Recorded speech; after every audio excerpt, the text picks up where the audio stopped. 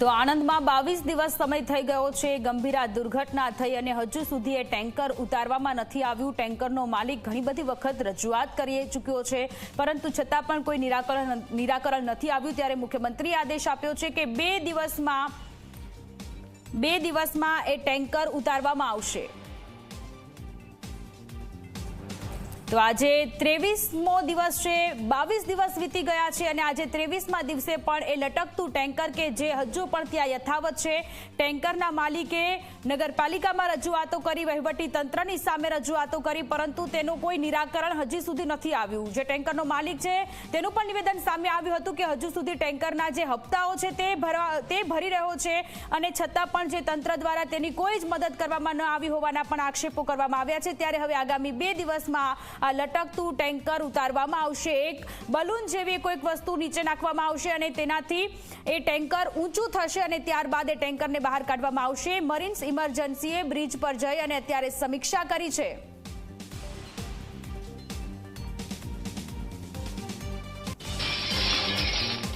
તો 24 કલાકના અહેવાલની સૌથી મોટી અસર 23 દિવસ બાદ ટેન્કર ઉતારવાની કામગીરી શરૂ થઈ છે। બ્રિજ પર 23 દિવસથી ટેન્કર લટકતું હતું। ટેન્કર ઉતારવા સ્પેશિયલ ટીમ કામે લાગી છે। 24 કલાકે લટકતા ટેન્કર અંગે સતત અહેવાલ દર્શાવ્યો હતો। જે ટેન્કરનો માલિક છે તેની સાથે પણ વાતચીત કરી હતી અને ટેન્કરના માલિકનું કહેવું હતું કે ઘણી બધી જગ્યાએ રજૂઆતો કરી છતાં પણ તેની કોઈ મદદે ન આવ્યું। આખરે મુખ્યમંત્રીએ આદેશો આપ્યા અને હવે આ ટેન્કરને ઉતારવા માટેની તજવીજ છે તે શરૂ કરવામાં આવી રહી છે। લટકતું ટેન્કર હવે ઉતરશે, અત્યારે સમીક્ષા કરવામાં આવી રહી છે। ત્યારે વધુ એક વખત 24 કલાકના અહેવાલની ધારદાર અસર પડી છે। અત્યારે આ જે દ્રશ્ય સામે આવ્યા છે કે જે ગંભીરા બ્રિજ દુર્ઘટનામાં આજે 23મો દિવસ છે અને હજુ સુધી એ ટેન્કર ત્યાં લટકતી હાલતમાં છે। આ પહેલા નગરપાલિકા દ્વારા જ્યારે કામગીરી કરવામાં આવી હતી ત્યારે અંદર જે વાહનો હતા અને બહારથી એક દિવાલ ચણી દેવામાં આવી હતી, ત્યારે પણ 24 કલાકે આખો અહેવાલ પ્રસારિત કર્યો હતો। એ દિવાલ તોડવામાં આવી હતી અને હવે સતત અપડેટ્સ પણ અમે આપને આપી રહ્યા છીએ કે એ જે ટેન્કર છે ગંભીરા બ્રિજ દુર્ઘટનામાં કેટલાય લોકો મોતને ભેટ્યા, પરંતુ એ જે ટેન્કર છે ટેન્કર સતત ત્યાં લટકતું રહ્યું। 23 દિવસ જેટલો સમય થઈ ગયો છે, આજે 23મો દિવસ છે અને હજુ સુધી એ ટેન્કર ત્યાંની ત્યાં જ સ્થિતિમાં છે।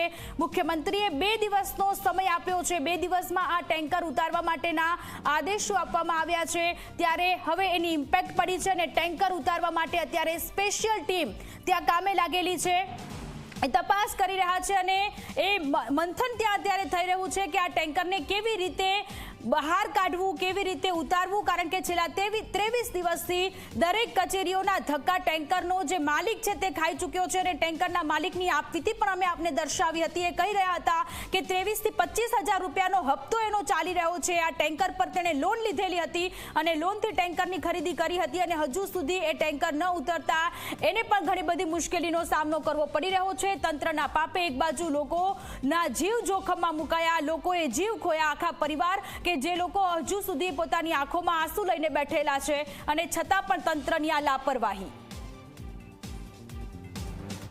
વડોદરા જિલ્લાનો પાદરા તાલુકાનો મુજપુર ગંભીરા બ્રિજ જે સૌરાષ્ટ્ર મધ્ય ગુજરાતને જોડતો એકમાત્ર બ્રિજ હતો, 9 જુલાઈના રોજ છે તે આ બ્રિજ ક્યાંક ને ક્યાંક તૂટી પડ્યો હતો, જેમાં 21 લોકોના મોત નીપજ્યા હતા।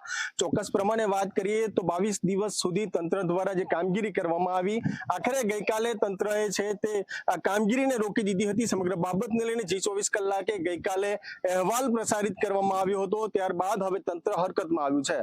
22 દિવસ સુધી લટકી રહેલું હવામાં ટેન્કર છે તે હાલ છે તે તંત્ર દ્વારા ઉતારવાની કામગીરી હાથ ધરવામાં આવી છે। ચોક્કસ પ્રમાણે ગઈકાલે છે તે 24 કલાકે સમગ્ર બાબતને લઈને અહેવાલ પ્રસારિત કરવામાં આવ્યો હતો।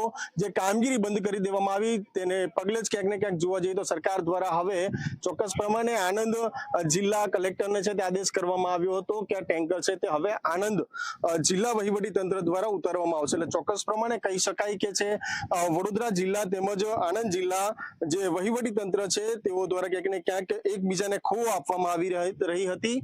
23મા દિવસે છે તે હાલ તંત્ર દ્વારા જે કવાયત હાથ ધરવામાં આવી રહી છે ટેન્કર બહાર કાઢવાની કામગીરી હાથ ધરવામાં આવી છે। હાલ સ્પેશિયલ રેસ્ક્યુ ટીમ પણ ઘટના સ્થળ પર પહોંચી છે અને હાલ છે તે ટેન્કર કઈ રીતે બહાર કાઢવું, સાથે જે ટેન્કરને છે તે દોરડા બાંધવામાં આવી રહ્યા છે, બેરિકેડિંગ કરવામાં આવી છે। ચોક્કસથી હાલ છે તે વહેલી સવારથી જ સમગ્ર બાબતને લઈને તંત્ર દ્વારા છે તે હાલ કામગીરી શરૂ કરવામાં આવી છે। હાલ જી 24 કલાકની ટીમ છે તે આ બ્રિજ જોઈ શકો છો। આ બ્રિજનો વચ્ચેનો જ ભાગ તૂટી પડ્યો હતો અને અંદર અનેક વાહનો છે તે ખાબક્યા હતા અને 21 લોકોના મોત નીપજ્યા હતા। સમગ્ર બાબતને લઈને હાલ 23મા દિવસે છે તે હવે આ જે કામગીરી છે, જે કવાયત છે તે હાથ ધરવામાં આવી છે। આખરે વડોદરા જિલ્લા સાથે આણંદ જિલ્લા એકબીજાને તું મેં એટલે કે હું કરું તું કરું તે પ્રકારની સ્થિતિ જોવા મળતી હતી। હવે સરકારે છે તે આણંદ જિલ્લાના જે વહીવટી તંત્રને આ ટેન્કર ઉતારવા માટે છે તે આદેશ કરવામાં આવ્યો હતો। તેના જ પગલે આજરોજ વહેલી સવારથી જ છે તે આ જે તંત્ર દ્વારા છે તે કામગીરી હાથ ધરવામાં આવી છે અને સ્પેશિયલ ટીમ છે આ ટેન્કર ઉતારવાની કામગીરીમાં જોતરાઈ છે। કેમેરામેન સંતોષ માલી સાથે મિતેશ માલી, ઝી મીડિયા વડોદરા, પાદરા। તો વડોદરાના પાદરામાં આવેલું ગંભીરા બ્રિજ કે જે દુર્ઘટના થઈ, 22 જેટલા લોકોએ જીવ ગુમાવ્યા અને હજુ સુધી જ્યાં ટેન્કર જ્યાં તે લટકતું હતું તેની તે જ સ્થિતિમાં છે। ત્યારે હવે 2 દિવસનો સમય આપવામાં આવ્યો છે ટેન્કરને ઉતારવા માટેની। અત્યારે સ્પેશિયલ ટીમ કામે લાગી છે, ત્યાં ઓબ્ઝર્વેશન અત્યારે ત્યાં થઈ રહ્યું છે। કેવી રીતે ટેન્કરને નીચે ઉતારવું તેને લઈને હજુ પણ અસમંજસની સ્થિતિ જોવા મળી રહી છે। 2 દિવસનો સમય આપવામાં આવ્યો છે, આજે 23મો દિવસ છે।